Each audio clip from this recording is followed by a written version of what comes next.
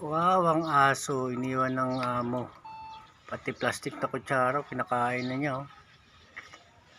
Kawawa naman itong mga aso na to. Ay mga lods, oh. Plastic na kutsara kinakain na ng tuta. Tuta pa to eh. Wala na makain. Wala na makain.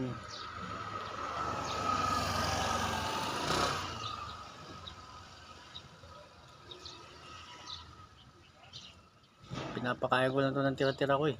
Naawa ko eh. So, bakit? Plastic na kutsara na kinakain mo, ano? Gutom ka na? Wala yung amo mo, ito. Kambing.